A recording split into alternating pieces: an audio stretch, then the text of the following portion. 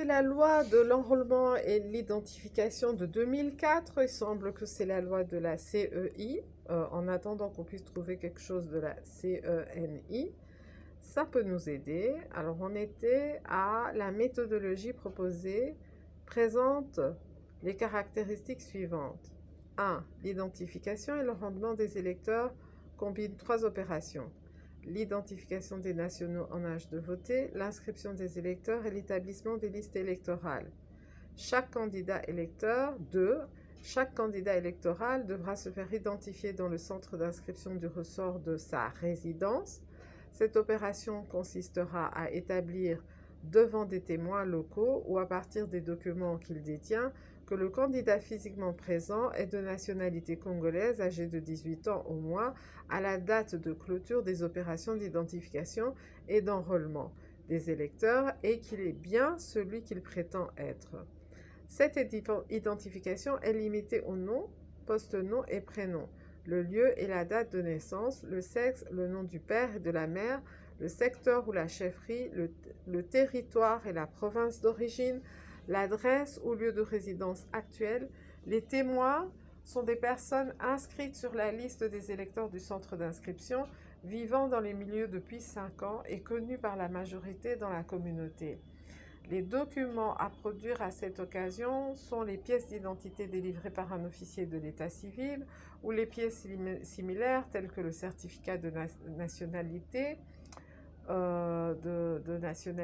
ou l'attestation tenant lieu de certificat de nationalité, le passeport, le permis de conduire, national sécurisé, le permis de conduire national sécurisé, le livret de pension pan-congolais délivré par l'Institut national de sécurité sociale ou par toute autre institution congolaise légalement reconnue en tenant lieu la carte d'élève ou d'étudiant et la carte de service.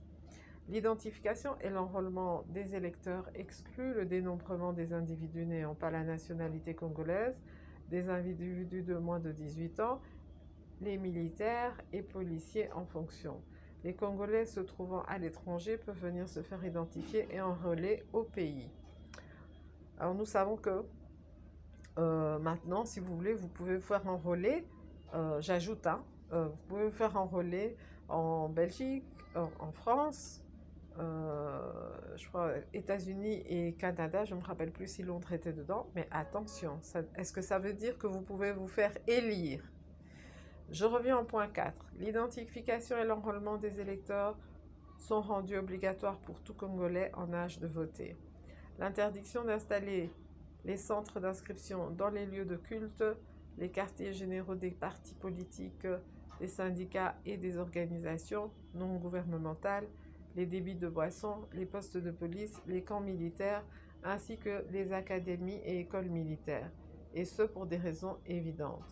Le renforcement des conditions de transparence des listes des électeurs par leur établissement devant les témoins et observateurs et par leur affichage au jour le jour dans les centres d'inscription pour permettre à toute personne qui s'estime lésée de formuler en un court délai son recours.